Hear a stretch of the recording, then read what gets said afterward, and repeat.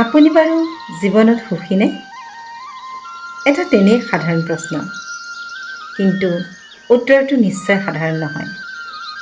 আমাৰ কল্পনাপ্ৰিয় মনবোৰে প্ৰায় মুকলি আকাশৰ বুকুত মুক্ত মনে বিচৰণ কৰি ফুৰে। ন ন সপোন ৰচে, স্বপ্নাতুৰ মনৰ সীমাহীন আশা আকাংক্ষা বুকুত বান্ধি জীৱনে বাট বোলে। আচলতে এই সকলোবোৰৰ অন্তৰালত এটাই লক্ষ্য, আমি সুখী হ'ব বিচাৰোঁ। সুখী হ'ব পৰাটো আৰু সুখ বিচাৰিব জনাটো এটা কলা। সুখী হ'বলৈ আমাক প্ৰয়োজন হয় ইতিবাচক উপলব্ধিৰে এটা অনুভৱী মন। মনটোক বুজাব পাৰিলেই সৰু সৰু কথা আৰু কামতে আমি সুখ বুটলিব পাৰোঁ। শান্ত মন শক্তিৰ উৎস। শান্ত মনৰ প্ৰতিটো চিন্তা আৰু কৰ্মতে সন্তুলন থাকে। সেয়ে সুখী হ'বলৈ প্ৰয়োজন হয় এটা সঠিক মানসিক অৱস্থাৰ। সুস্বাস্থ্যৰ বাবে যিদৰে সুষম আহাৰৰ প্ৰয়োজন, একেদৰেই সুস্থ মন এটাৰ বাবেও উপযুক্ত মানসিক আহাৰৰ উপৰিও প্ৰয়োজন হয় মানসিক সন্তুষ্টিৰ। জীৱনত আমি যিখিনি পাইছোঁ তাতে যদি সন্তুষ্ট হ'ব পাৰোঁ, তেতিয়াই আমি সুখী। অৰ্থাৎ সুখ হ'ল জীৱনৰ সন্তুষ্টি। টকা পইচা ঐশ্বৰ্যৰে সুখ কিনিব নোৱাৰি। সুখ মাথো হৃদয়ৰ এক অনুভৱ। এই অনুভৱ কৰিব পৰাজনেই পৃথিৱীক ধুনীয়া দেখে, জীৱনটোক ৰঙীন ৰঙেৰে সজাব জানে। সুসাহিত্যিক হোমেন বৰগোহাঞিদেৱে লিখিছে, বেছিভাগ মানুহে জীৱনত যিখিনি পালে তাৰ পৰা তৃপ্তি আহৰণ কৰাতকৈ যিখিনি নাপালে তাৰ কথা ভাবি অশান্তিত থাকিব খোজে। মই কেতিয়াও সেই ভুল কৰা নাই। মই যিখিনি পাইছোঁ সেইখিনিকেই বা সংসাৰত কেইজনে পাইছে। মই এজন সুখী মানুহ, কাৰণ মই জীৱনত যিখিনি পাইছোঁ তাতকৈ বেছি একো বিচৰা নাই। সুখ দুখৰ সমষ্টিয়েই মানৱ জীৱন। সাতুৰঙী ৰামধেনুৰ সৃষ্টি হ'বলৈ যিদৰে ৰ'দ আৰু বৰষুণ দুয়োটাই লাগে, সেইদৰে জীৱনটোক সুন্দৰভাৱে অনুভৱ কৰিবলৈ সুখ আৰু দুখ দুয়োটাই লাগে। দুখে বিচাৰিব দিয়ে সুখৰ সংজ্ঞা। দুখ নাথাকিলে জীৱন প্ৰকৃতাৰ্থতে সুন্দৰ হ'বই নোৱাৰে। দুখে সাহসী কৰে সকলোকে। ব্যক্তি আৰু পৰিস্থিতিৰ সাপেক্ষে আমি সদায় সুখী হ'বলৈ চেষ্টা কৰিব লাগে। কেতিয়াবা অতিকে আপোন বুলি ভবা মানুহেও আমাক সাংঘাতিকভাৱে মানসিক আঘাত কৰি যায়। সেই মুহূৰ্তত আমি মনত বহুত দুখ পাওঁ। কিন্তু সেই বুলি আমি কিয় ক'লে বা কিয় ক'ব এনেধৰণৰ কথা ভাবি দীৰ্ঘদিনৰ বাবে দুখী হৈ থাকিম জানো?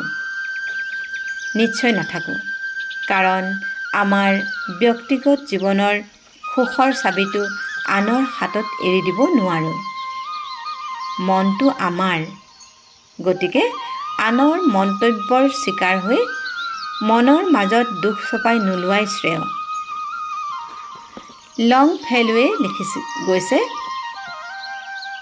অতীতলৈ দুখেৰে উভতি নাচাবা, সি আৰু উভতি নাহে। বৰ্তমানটো তোমাৰ হাতত আছে। ছায়াচ্ছন্ন ভৱিষ্যতক সুন্দৰ ৰূপত সজাবলৈ জ্ঞানীৰ দৰে উন্নতি সাধন কৰা। সুখ মানেই হ'ল মানসিক শান্তি। সুখে মানুহৰ জীৱনত আনন্দৰ খোৰাক জন্মায়। অলেখ দুখ কষ্টৰ মাজতো মুখত লাগি থকা হাঁহিটোৱেই হ'ল সন্তুষ্টিৰ আভা, যি নিজৰ লগতে আনৰো মন কৰি ৰাখে প্ৰফুল্লিত। আনক হহুৱাই নিজেও হাঁহি থাকিব পৰাজনৰ সুখ উপচি পৰে। এটা সুন্দৰ আৰু সুখী জীৱনৰ মূল উপায় হ'ল ইতিবাচক চিন্তা ভাৱনা। বাস্তৱিকতে স্নেহপূৰ্ণ কথা বাৰ্তা, চিন্তাধাৰা তথা আচৰণ বা ব্যৱহাৰে জীৱনক মধুৰ কৰি তোলে। সৎ চিন্তাই হৈছে সৎ কাৰ্যৰ আধাৰ। সততা আৰু নিষ্ঠাৰে নিজৰ ভাল লগা কাম কৰি যাওক, তাতেই থাকিব অনাবিল সুখানুভূতি। সকলোতকৈ সুখৰ উৎস হ'ল পৰোপকাৰ। আনৰ বাবে কিবা অলপ কৰিব পাৰিলে এক বিমল আনন্দ পোৱা যায়। কবি আনন্দচন্দ্ৰ আগৰৱালাই সুখ কবিতাত লিখিছে, সুখ বিচাৰিলে দুখৰ উপৰি দুখে পোৱা যায়। আনৰ সুখত সুখী, আনৰ দুখত দুখী হ'ব পাৰিলে, পৰৰ কাৰণে কান্দিব জানিলে কান্দোনতো সুখ পাব পাৰি। সুখ পখিলাৰ দৰে, ধৰিব বিচাৰিলে আঁতৰি যায় আৰু কেতিয়াবা অজানিতে গাত পৰেহি। সুখ বিচাৰিব নালাগে, সুখ আমাৰ হাতৰ মুঠিত। গাই যাওক জীৱনৰ গান, সৰলতাক সংগী কৰি লওক। সাধাৰণ জীৱন ভাল পাবলৈ শিকক, সততাৰে থাকিবলৈ যত্ন কৰক। চিন্তা কমাওক, মন শান্তিত ৰাখক। সুখে আহি আপোনা আপুনি ধৰা দিবহি। সুখী হ'বলৈ জীৱনৰ প্ৰত্যেকটো সম্পৰ্ক বিশ্বাস, সন্মান তথা নিস্বাৰ্থ মনোভাৱেৰে বৰ্তাই ৰাখিবলৈ যত্ন কৰিব লাগে। প্ৰতিজন আত্মীয় স্বজনৰ খবৰ ৰাখক, কথা পাতক। পৰিয়ালৰ সদস্যসকলক দৈনন্দিন ব্যস্ততাৰ মাজতো সময় দিবলৈ যত্ন কৰক। একেলগে খোৱাৰ অভ্যাস কৰক। ইয়াৰ মাজতে সোমাই আছে জীৱনৰ অনাবিল সুখানুভূতি। ইজন সিজনৰ মাজৰ মধুৰ সম্পৰ্কই আমাৰ মাজৰ নেতিবাচক চিন্তাবোৰ দূৰ কৰিব। দিনটোৰ আৰম্ভণি যদি ভাল লগাজনৰ সৈতে বাৰ্তালাপেৰে কৰা হয়, তেন্তে মনলৈ আনন্দ আহে। মধুৰ অনুভূতিৰে মন ভৰি থাকিলে মগজু সক্ৰিয় হয় আৰু কাম কৰিবলৈ প্ৰেৰণা পোৱা যায়। সুখ পাবলৈ খং পৰিহাৰ কৰা উচিত। খঙে ভাল সম্পৰ্কবোৰ বিনষ্ট কৰে। খং আৰু জুই প্ৰায় একেই, পলকতে সকলো শেষ কৰিব পাৰে। খঙে সুখক দূৰলৈ আঁতৰাই পঠিয়ায়। কটু আৰু অনিয়ন্ত্ৰিত বচন বিবেকহীনতাৰ পৰিচায়ক। নম্ৰতা আৰু মৃদুভাষী গুণেৰে সকলোৰে মন জয় কৰিবলৈ যত্নৱান হোৱা উচিত।